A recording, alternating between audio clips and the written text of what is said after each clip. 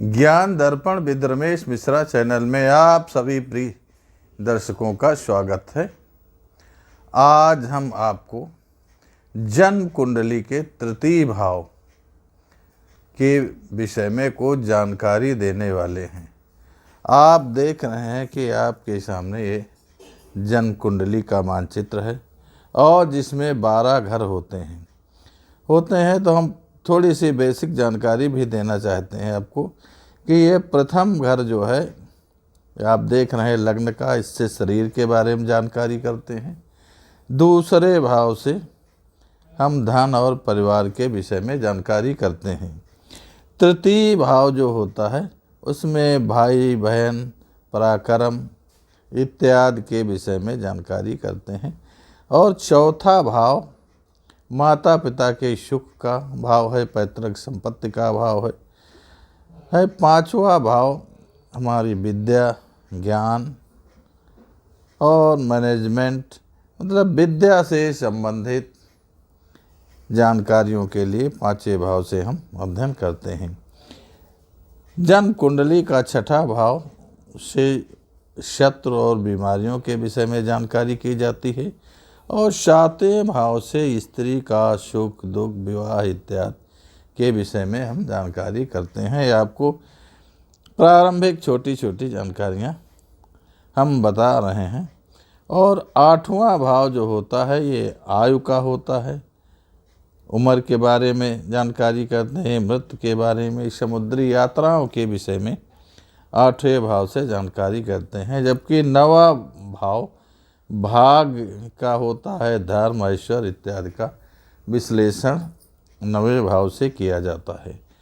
10वें भाव से कर्म, नौकरी, पिता का सुख इत्यादि के संबंध में 10वें भाव से विचार किया जाता है। और 11वां भाव लाभ का होता है, आवश्यकता पूर्ति का होता है।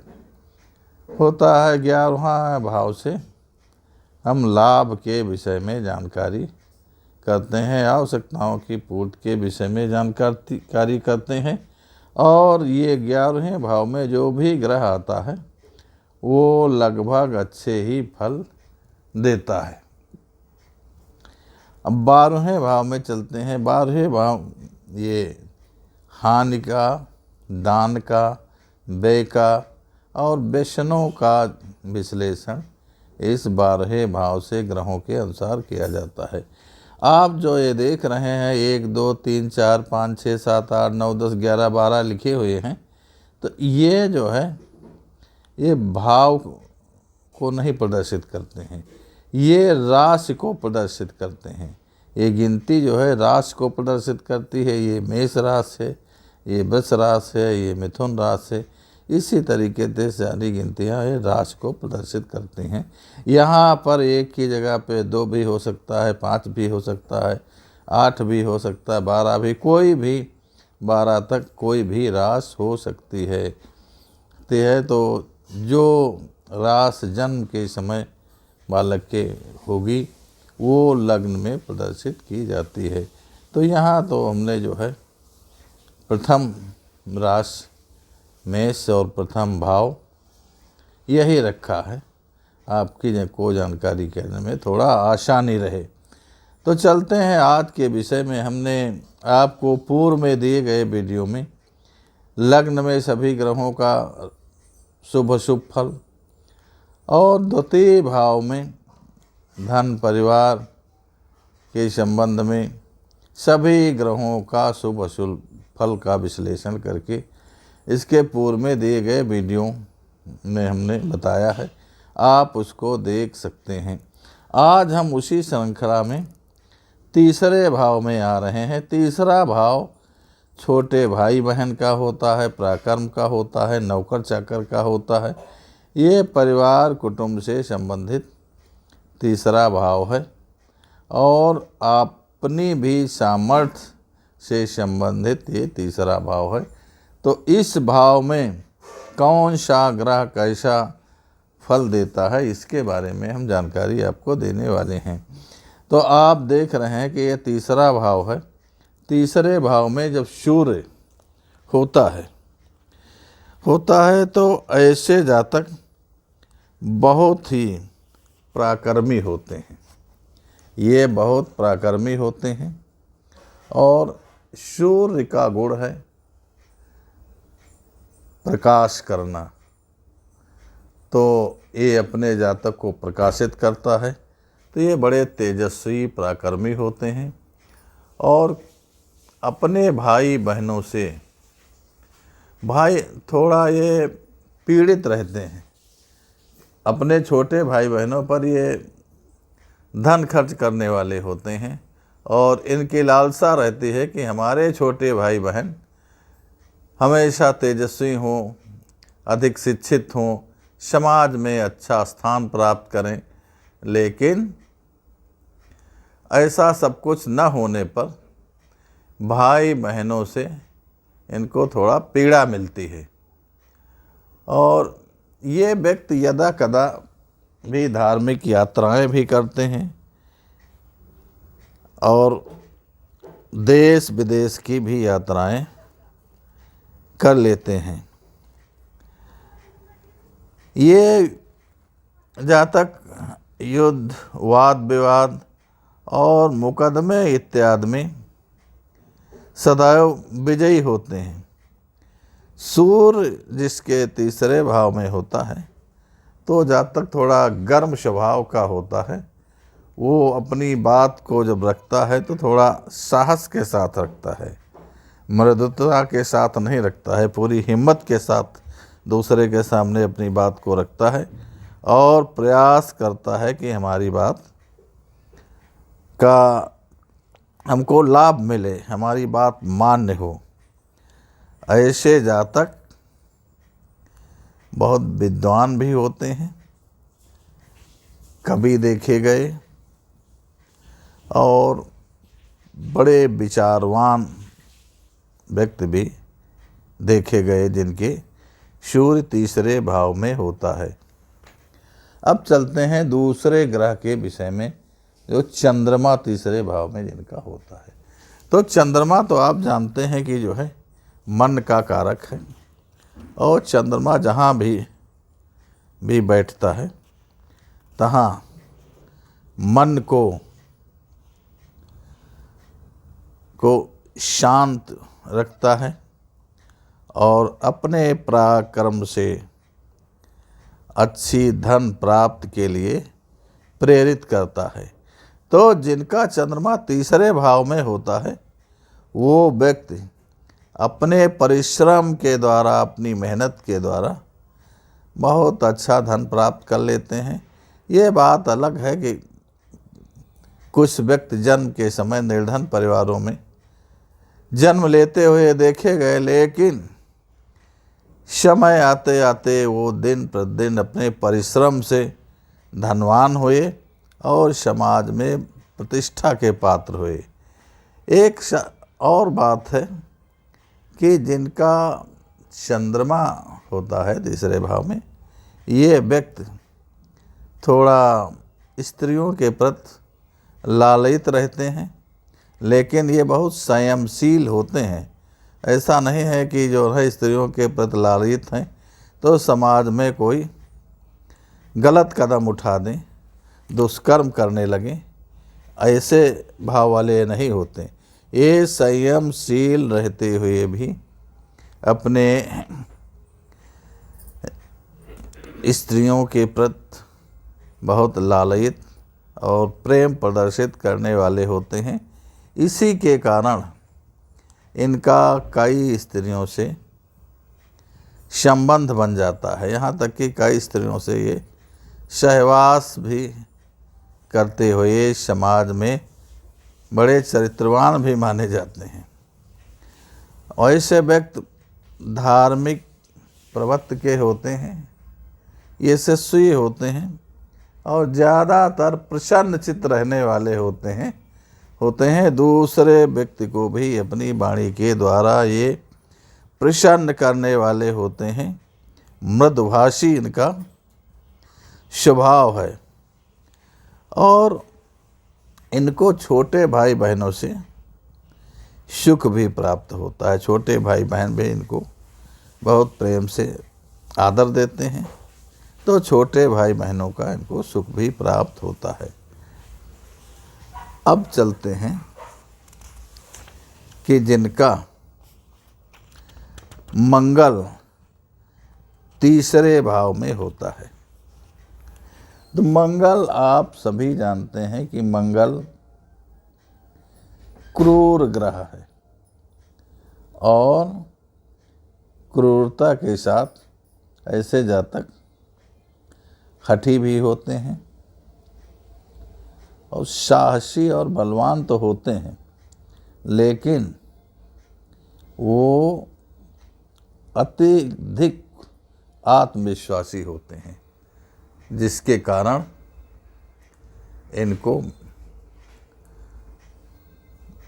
कठिनाइयों का भी सामना करना पड़ जाता है। ये जातक कभी कभी तो बीमार रहते हैं और ज़्यादातर ये जो है इधर उधर की गलत विषयों के विषय में ये सोचते रहते हैं और गलत रास्ते पर अपने ध्यान को भी व्यय करने वाले हो जाते हैं। आय तो सीमित रहती है, लेकिन खर्चा इनके बहुत अधिक हो जाते हैं, जिसके कारण ऐसे जातकों को विपत्तियों को सहन करना पड़ता है। और ये जातक होते तो बहुत शूरवीर साहसी हैं और भाई बंधुओं में इनका ज़्यादा प्रेम नहीं रहता, क्योंकि इनकी भाषा में थोड़ा उद्दंडता होती है, कटुभाषी होते हैं, जिसके कारण पारिवारिक जनों से इनका तालमेल अच्छा नहीं रहता। अब चलते हैं हम जिनका बुध तृतीय भाव में होता है। तो बुध, आप जानते हैं कि एक ऐसा ग्रह है, वो चाहे क्रूर ग्रह के साथ बैठा हो और चाहे शुभ ग्रह के साथ बैठा हो, जिस ग्रह के साथ बैठा होता है वैसा ही वो बर्ताव करने लगता है। लेकिन यहाँ जब हम बात कर रहे हैं तो तीसरे स्थान में बुध जिनका अकेला बैठा होता है, उसके विषय में, किसी ग्रह के साथ में बैठने के विषय में हम बात नहीं कर रहे हैं। तो जिनका बुध तीसरे भाव में बैठा होता है, ये व्यक्ति व्यापार में बहुत निपुण होते हैं और व्यापार को ये स्थापित करने वाले होते हैं। व्यापारिक कार्यों में इनकी बड़ी रुचि रहती है और ये बड़े ही निर्भीकता पूर्वक अपने विचार के साथ अपने व्यापार को भी प्रारंभ करते हैं और व्यापार में अच्छा ये लाभ भी प्राप्त करते हैं। इनका स्वभाव तो नम्र रहता है, स्वभाव से ये बहुत विनम्र होते हैं, मृदभाषी होते हैं और हृदय से भी बहुत उदार हृदय वाले होते हैं।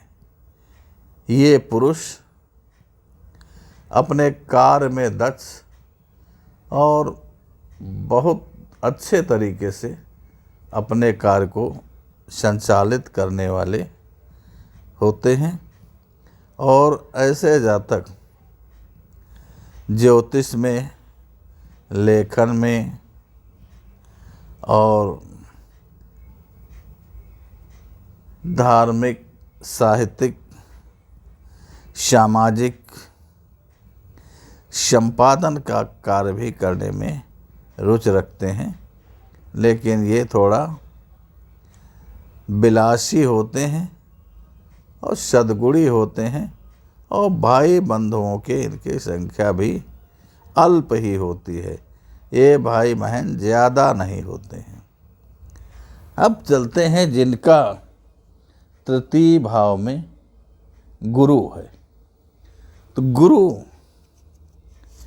गुरु जिसका बलिष्ठ होगा उसका संसार में कुछ भी बिगड़ने वाला नहीं है।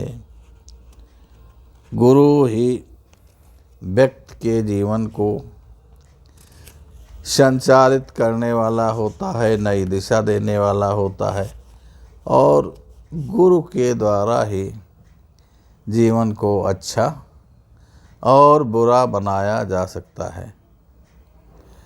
लेकिन तीसरे स्थान पे जिनका गुरु होता है उनको अपने भाई बंधुओं से तो सुख मिलता है और ये भाई बंधुओं से मित्रता भी रखते हैं और ये स्वभाव से बहुत कृतज्ञ होते हैं। इनका स्वभाव ऐसा होता है कि ये दूसरे का उपकार करने वाले होते हैं, परोपकारी इनका स्वभाव रहता है और भाग्यवान होते हुए भी अपने परिश्रम के द्वारा कठिनता से ये धन को प्राप्त करते हैं और धनी होते हैं। ऐसा नहीं है कि ये धनी नहीं होंगे, इन अपने परिश्रम के द्वारा ये धन अर्जित करके धनवान बनते हैं। ऐसे भी जातक लेखक, विदेशों में रहने वाले और पर्यटनशील होते हैं और स्त्रियां इनके पीछे पीछे घूमने वाली होती हैं। ये बहुत आस्तिक स्वभाव के होते हैं। अब हम चलते हैं तीसरे भाव में जिनका शुक्र ग्रह रहता है। तो शुक्र के विषय में आप जानते हैं कि ये श्वेत वर्ण का ग्रह है और स्त्रीलिंगी ग्रह है। शुक्र इनके तीसरे भाव में होता है। वो ज़्यादातर स्त्रियों का प्रेमी नहीं होता और पुत्र लाभ भी होने से भी संतुष्ट नहीं रहता। ये लोग साहसी तो होते हैं लेकिन किसी काम को प्रारंभ करने में, कोई नया कार्य आरंभ करने में, किसी कार्य को संचालन करने में थोड़ा इनका स्वभाव ऐसा रहता है कि घबराया करते हैं। और घबराने का एक कारण है कि ये स्वभाव से थोड़ा आलसी होते हैं, लेकिन चित्रकला में बहुत प्रवीण होते हैं और विद्वान होते हैं। विद्वान के विषय में शुक्र के समान देवताओं और राजसों में कोई विद्वान नहीं था। तो जिसका प्रभाव जातकों पर रहता है तो ये जातक बड़े विद्वान रहते हैं और यात्राओं के करने का, घूमने टहलने का इनका बड़ा शौक होता है। अब चलते हैं हम तीसरे भाव में जिनका शनि ग्रह होता है। तो शनि आप जानते हैं कि शनि क्रूर ग्रह है, लेकिन क्रूर ग्रह के साथ साथ शनि बहुत न्याय प्रिय है और अपने न्याय प्रिय होने के कारण शनि अपने जातकों को विघ्न में आते हुए देखता है तो जातक को उसको सही कर्म करने के लिए प्रेरित करता है। यदि ऐसे जातक सही कर्म में प्रेरित नहीं होंगे तो शनि का दुष्प्रभाव उनको मिलेगा और वो ज़्यादा धन भी नहीं प्राप्त कर पाएंगे और व्यवसाय भी अच्छी तरीके से नहीं कर पाएंगे, क्योंकि शनि का उद्देश्य न्याय करना है, और शनि जैसे सूर्य प्रकाश है ऐसे शनि अंधेरा है। तो ये भाग्य में अंधकार तो लाता ही है, और ऐसे व्यक्ति शत्रुओं का विनाश करने वाले भी होते हैं, और विद्वान होते हैं तथा साहसी होते हैं, के शौकीन और विवेकी होते हैं लेकिन धन बहुत अच्छा इनके भाग्य में नहीं रहता। ज़्यादातर ये धन को अर्जित नहीं कर पाते हैं। शनि के बाद चलते हैं राहु, जिनका तीसरे भाव में होता है। तो राहु जिनका तीसरे भाव में होता है, ऐसे जातक बहुत ही बलवान बलिष्ठ होते हैं। ये बड़े दृढ़ संकल्प वाले होते हैं, और बहुत दृढ़ संकल्प के साथ इतने विद्वान और विवेकी होते हैं कि अपने कार्य को संचालन करने के लिए बड़ी सुगमता से ये कार्य का संचालन कर लेते हैं। ये ज़्यादातर विदेशों में भी जा कर के निवास करने वाले होते हैं, और विदेशों में अपना नौकरी व्यवसाय इत्यादि करके अच्छा धन प्राप्त करते हैं। तो ये ज़्यादातर प्रवासी होते हैं, लेकिन इनका स्वभाव थोड़ा उजड़ टाइप का रहता है, चाहे क्रूर कहो चाहे जरा उजड़ टाइप का कहो। ये थोड़ा लड़ाई झगड़ा करने में भी संकोच नहीं करते हैं। इनका स्वभाव गर्म मिजाज का रहता है। अगर किसी के सामने अपनी बात ये प्रस्तुत करते हैं तो बड़े साहसपूर्वक प्रस्तुत करते हैं। इनके स्वभाव में विनम्रता नहीं होती, ये एक विशेष इनका कारण होता है। अब चलते हैं राहु के बाद केतु, जिनके तृतीय भाव में होता है।